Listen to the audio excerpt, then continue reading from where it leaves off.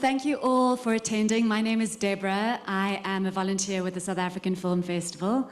And to my left, I have Keitu Reid, who is a fellow South African and fellow Vancouverite.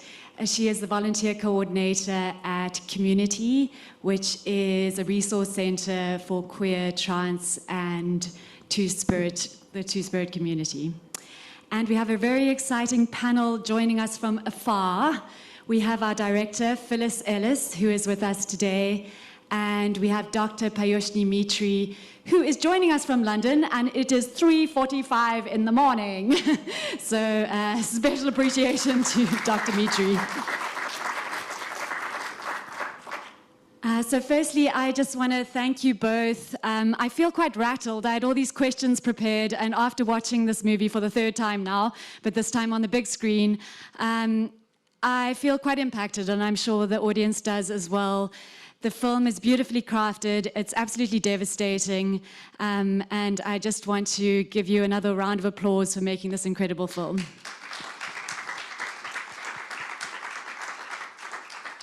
So it's kind of impossible to know where to start. I'm just going to kick off our question and answer session, and then I would love to open it up to the audience if anybody has any pressing questions that they'd like to ask.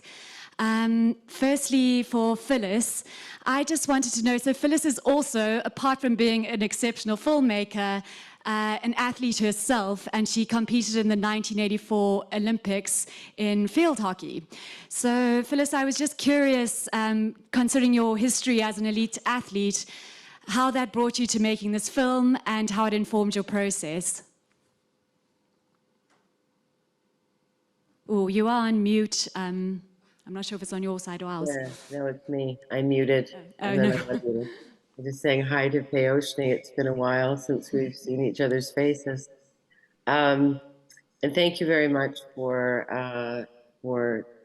screening the film and for everybody coming into the festival for including our film.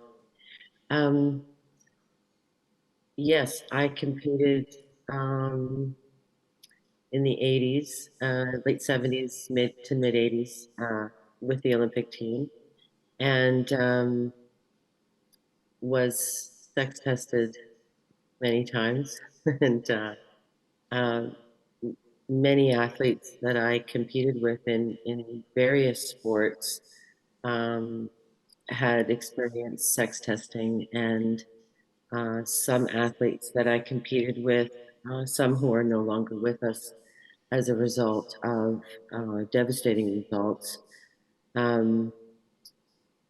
that sort of stayed with me as a young person and into my adulthood. And I left sport abruptly for my own personal reasons that were related to abuse.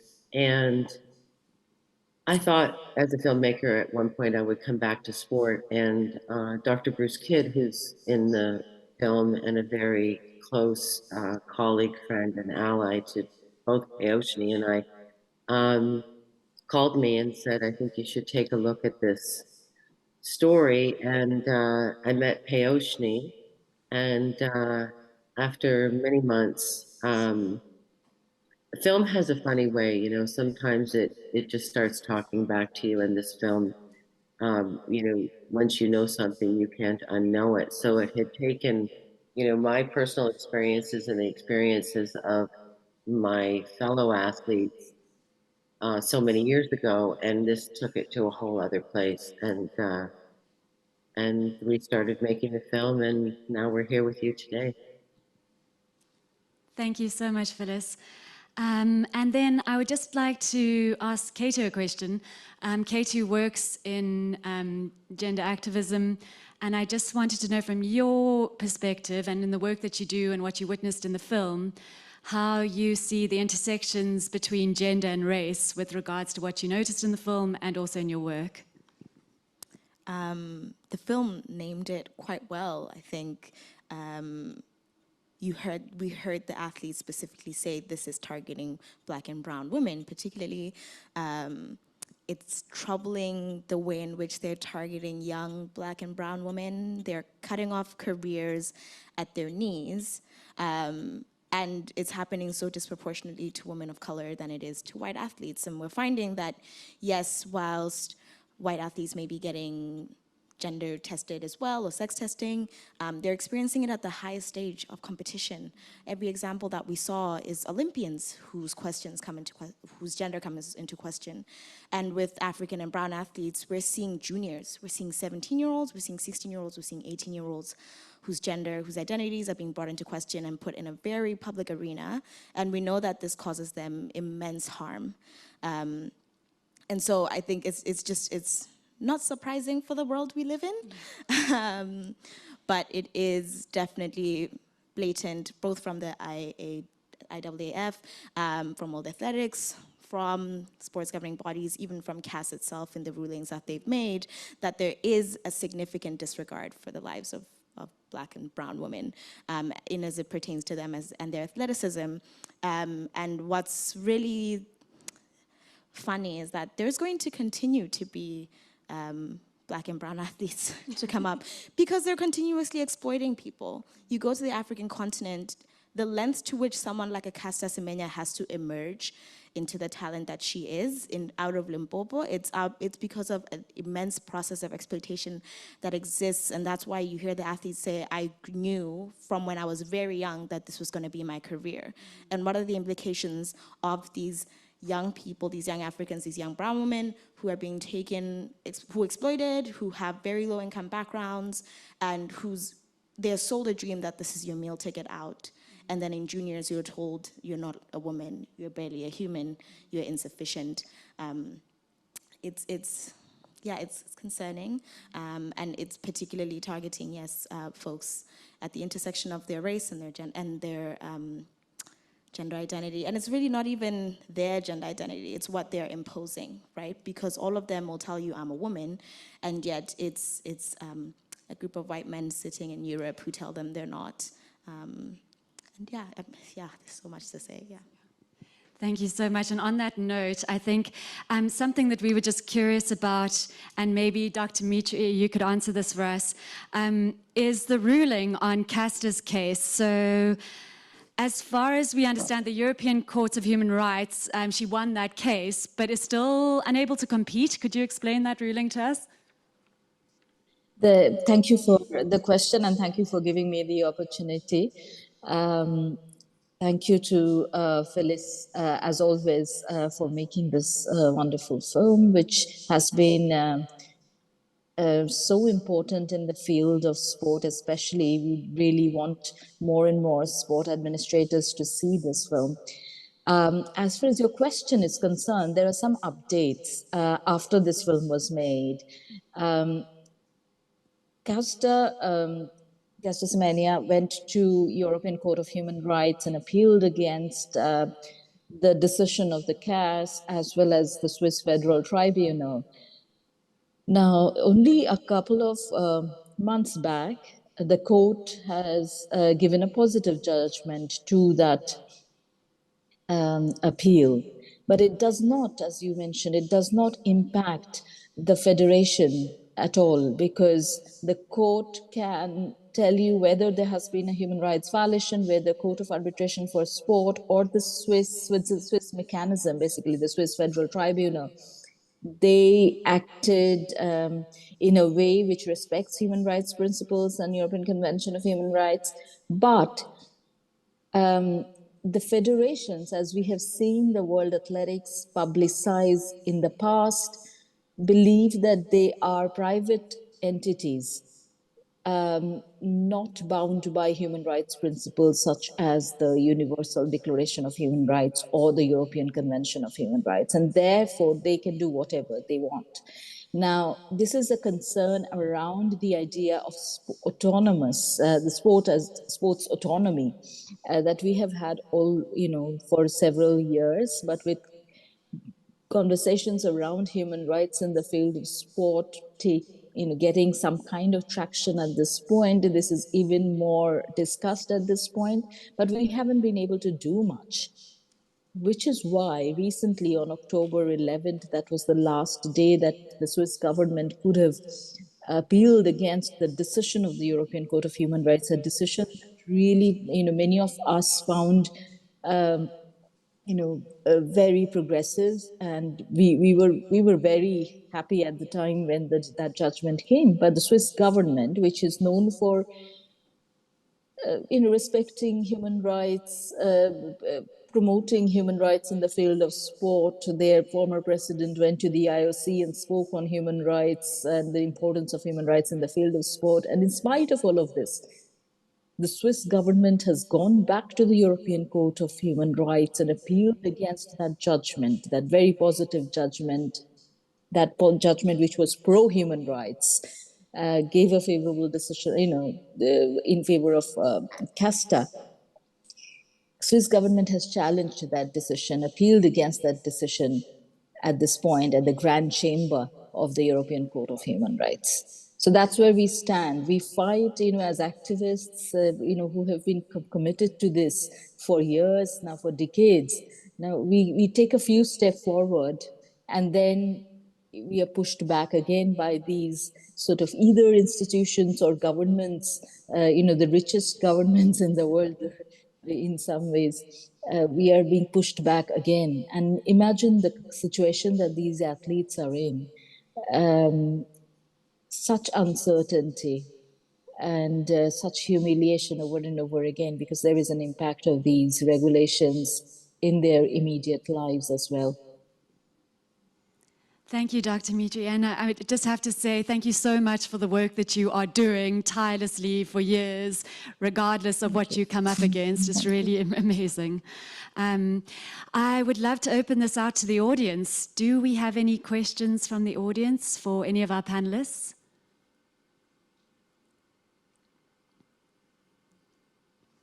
Great.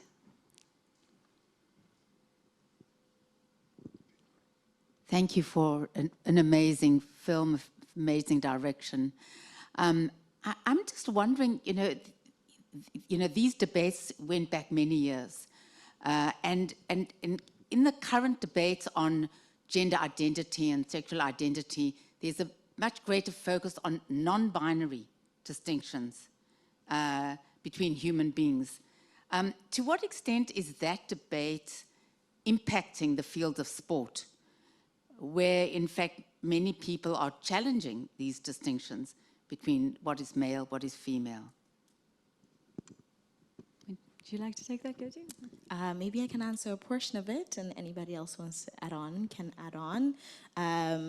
On the notion of the binary, this is a construct, right? And so non-binary identities are challenging something we as people said one day, there is girl, there is boy, and we said, that is truth. And people are saying, that is lie. And that is what non-binary identities are doing. They're saying that there's a way in which folks can exist in a way that is correct and right for them, that is outside of the binary, a construct that these institutions like the IAAF is working really, really hard to preserve. It's not just about the preservation of sport or fairness. There is no level playing field in the Olympics. If I'm growing up like Michael Phelps in the US and I'm training in the best institutions in the world with the best coaches, with dietitians, and I'm an athlete in Kenya who is running, and the training program that I'm going to is also being gone to by hundreds of other talented athletes, and I'm having to make it out in the most dire of circumstances, how is that a level playing field? There is no sense of level playing field. And so there is a big project in multiple areas in the world that is concerned with the preservation of a binary. That means this is a project for patriarchy, for white supremacy, for many oppressive systems that we see in our world. And so, yes, there is some conversation most likely around non-binary identities in sports, definitely a conversation about transgender identities, but at the crux of these conversations, there is no science. And I think that is what the documentary is also trying to highlight, is that there is this fake science. let's not say fake science, but wrong science from scientists who are hired and paid to preserve this notion that there is men and women and this is how we judge them. They put women in rooms, not men, they put women in rooms, they look at their bodies, they scrutinize their bodies, they use the language of scrutiny, but there's dehumanization, there's degradation, and there is violence in the way they are observing women's bodies and determining what makes a woman and what doesn't make a woman. And we know this also because of the surgeries that the athletes share that they have to go through that have nothing to do with the performance of an athlete. So I think also, whilst we may be having conversations around like, oh, non-binary, oh, trans, we as people are getting caught up in this preservation of patriarchy and this system that tells us that there is a gender binary, and we are literally building science out of nothing to say this is truth. And films like this and athletes refusing to take medication when they're perfectly healthy, not medication, refusing to take drugs when they're perfectly healthy, is them also saying, listen, I may exist in this binary, I identify as a woman, and maybe that is me saying I exist in this binary, but I'm not existing in this binary because I'm saying my body is healthy, I have autonomy over my body, I have the right to my own wellness and to live how I want to live and to identify how I want to identify. So I don't know if the other panelists have something to add, but whilst there may be ongoing conversations, I really hope we can practice discernment as people and not get caught up in conversations around social constructs that we are preoccupied with preserving, and building language and science to back up our prejudice and discriminatory thoughts.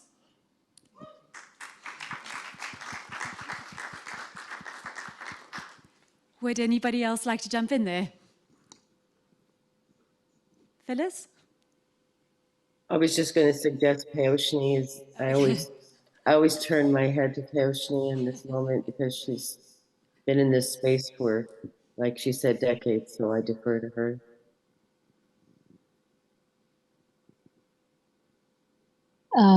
Thank you, Phyllis. I think the conversations around non-binary sport is quite a lot at this point. In Europe as well.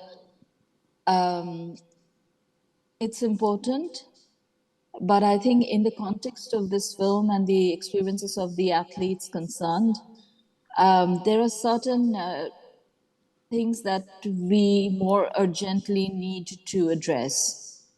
Whether we can have a non-binary category as opposed to male and female. If you think practically, it's been so hard to move sport, to change sport. So it's going to take some time to get there.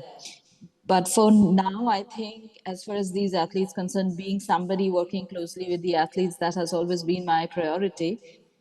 And I feel like this might not be an option for, sort of competing in non-binary sport. You mentioned Kenya, in Kenya for that matter, at this point, with how the, there is a pushback against the entire LGBTIQ community in certain parts of Africa at this point, across the world as well.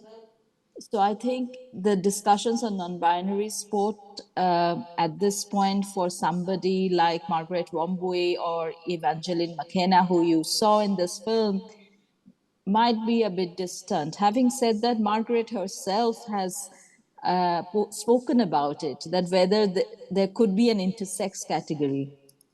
For example, the IAAF, the World Athletics, has talked about having this intersex category, which doesn't exist at this point. But they did talk about it on paper. And Margaret said, is that an option? Most other athletes who are impacted by these regulations, including Caster Semenya, do not think that that's an option. Because they think there won't be enough people, it won't get as much traction as the other two categories, etc. But it's separate, I understand, from having a non-binary category, but it's still something that's not urgent as the situation of these athletes who are unable to compete, who are forced to take medical steps at this point. So we have gone several steps back with the most recent World Athletics regulations, where all these athletes are banned. They cannot switch to different events. They have to take medical steps if they want to continue to compete. And some of the athletes, this has never happened in the past. Some of the athletes I am close to and I have worked, continue to work with, have felt forced to take medical steps at this point. And it hurts me deeply. In spite of all the work that we have done, we haven't been able to move much. I think that, thanks, Payoshni. I think with regard, if we, looking at the athletes directly impacted in the film and the other athletes that are impacted today, not just in world athletics, not in world athletics, but in many other sports, and yes, predominantly in the global south. To be publicly humiliated and called something that you're not, and your whole identity as a human being is challenged in the most public and offensive and clearly, as Payoshni says in the film, one of the greatest human rights violations that we've seen in sport. When we look at that directly and the impact that it's still having, one of the things that you hope when you make a film like this is that while it impacts us all emotionally, and we all feel extremely attached and sad and devastated for especially the athletes we meet in the film, it's what can we do to change this? How do we eradicate these regulations? How do we, and myself as a white privileged athlete from the global north, an ally, what can we all do to remove these regulations, and what kind of pressure can we put on international sport?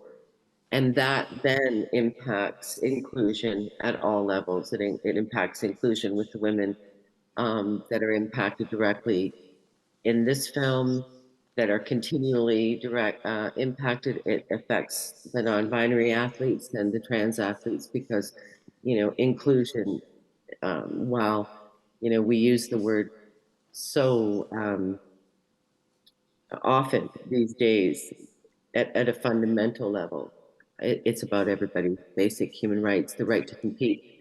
And, it's not just the right, you don't have a right to win. So athletes that challenge the inclusion of exceptional athletes out of fear, and certainly, as you mentioned earlier, all of the white European men that are making these decisions, that's where change has to happen too. Payoshni often talks about not just inclusion on the field or on the pitch or on the track, but affecting change and having decision makers that are things are led from potentially human beings from the global south at a high level of sport.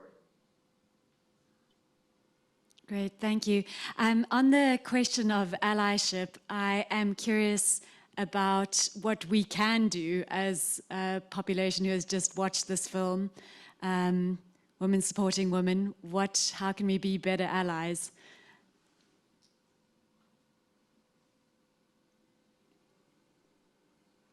I believe it's a question for me.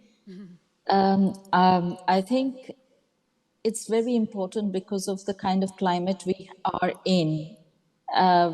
In North America, in Europe, the anti-inclusion sort of is so much of the several women's groups who are speaking against inclusion, And I think it's really important that we spread the word. This film is watched by more and more people. If you can help organize that, and sort of make this more of um, a conversation topic, which hasn't been the case. For many years, it wasn't, thanks to athletes like Caster Semenya, Duti Chand, Anat Nagesa. Today, we are able to talk about it a lot more, but there is also a huge pushback, especially in the global north. And I think if we can start changing this conversation, raising the need to include, that inclusion is fairness, to be fair. I think that would be very, very helpful. Thank you. We have another question here. Thank you for a most interesting movie. Something that I found quite compelling is the athlete from Uganda who said, I don't want to take anything, the consequences of which I don't really know. And I think it's quite ironic that the IAFF is putting all these, when the International Athletics Federation is trying to stop doping, they're wanting these athletes to dope. It's just outrageous. But something I wanted to ask you was about, there was a question about the science. So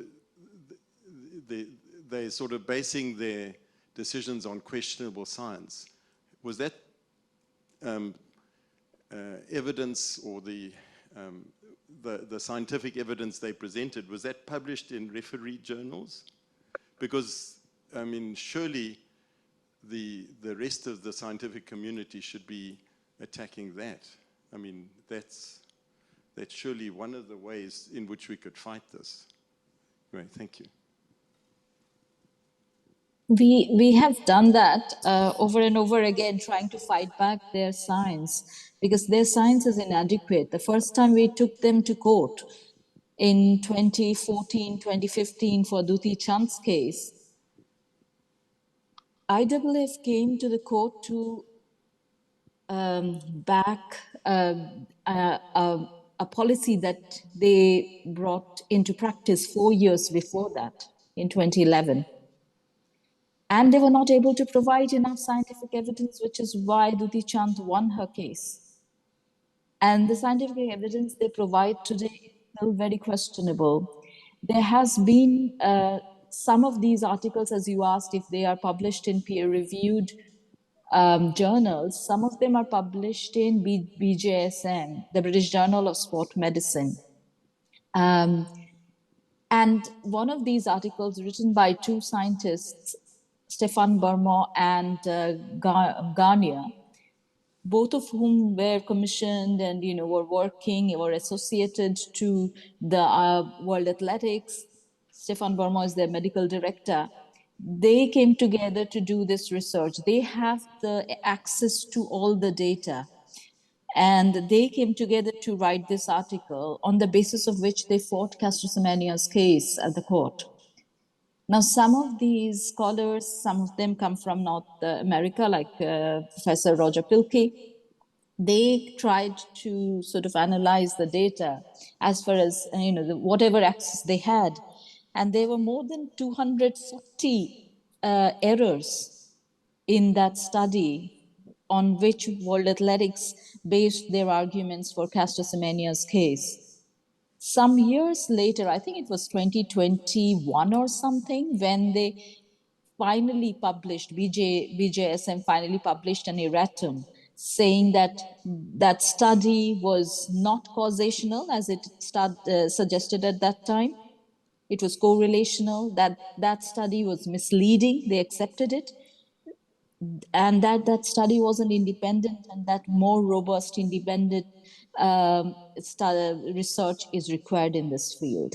In spite of that, they have gone back and now declared this new regulations which bans all athletes whoever have a higher level of testosterone than 2.5 nanomoles. Now, that is another point that I need to mention here. At the time when we took them to court in Duti Chand's case, the threshold used to be 10 nanomoles. It came down to 5 nanomoles when we were in court with Castor's case. And now it has come down to 2.5 nanomoles, which is really low. Any woman with, say, for example, polycystic ovarian syndrome will have higher than 2.5 nanomoles of testosterone. So that is where they have got. And I want to also quickly mention, if you have time, that this also has an impact on other sport. We have seen World Rugby come up with transgender regulation, which is different from the difference of sex development regulations, of course, and concerns transgender persons in sport. But there was the main research article that they depended on at the time when they published that regulation was not even peer reviewed. So yes, this happens over and over again, where inadequate science is what they are providing as evidence, because sport organizations for the longest time have felt that they're unaccountable. It's only now that the athletes, some of the athletes are sort of pushing them to an extent where they are forced to answer. But we also need to know, how can you push them? Like Caster Semenya went to Court of Arbitration for Sport. Duti Chand went to Court of Arbitration for Sport.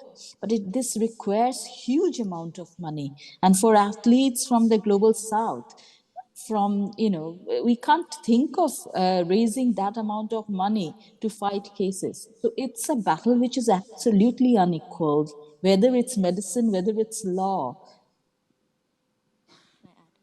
Thank you so much. We are almost out of time, but let's just have a last comment from Keitu. Go for it. Yeah, I was just going to add to say on the issue of, is the science community not upset? There's just lots of corruption. I mean, I attempted to read a paper from these IAF scientists this week, and they were just saying things. It was so bizarre. It was like, we tested 10,000 men, and some of them are under 18, and they can run faster than the fastest woman in the world. And I was like, what are we saying here? Who are we? Where is this data coming from? And they call themselves the governing body of athletics, right? This is World Athletics, and people are taking that to mean this is truth. And that's the thing, is that as people, we can't just say this person is a scientist and I trust them. Like, we are falling into really, really bizarre traps. We know that these institutions are corrupt, and yet when they publish, we are taking their word to be truth. We're saying peer-reviewed, and consistently courts show that they are doing unethical practices with conflicts of interest, peer-reviewed by other misogynists who are sitting in a room and agreeing with them. So it's also, as people, we have to remember that just because something is published, just because things are, these places are calling themselves governing bodies, it doesn't mean these places are places of integrity. And in fact, many of them are very, very corrupt institutions. Right, thank you. On that infuriating note, I think we have to close for today. Thank you so much to Dr. Mitra and to Phyllis and to Keitu. This has been an amazing discussion, and I hope this discussion continues outside of this venue. Thank you so much. I was just going to just say one last thing, if you don't mind. It reminded me of something. A couple of years ago, I was invited to Washington, and it was a private. 25, 35 people were there. They wouldn't let me bring cameras in. They couldn't really say no to me because I'm an Olympian, and they had to sort of let me into the room. And a couple of the scientists that Payoshni mentioned, Dr. Mitra mentioned, were there. But Dr. Stefan Berman, stood up when he was making his presentation, and he said, they're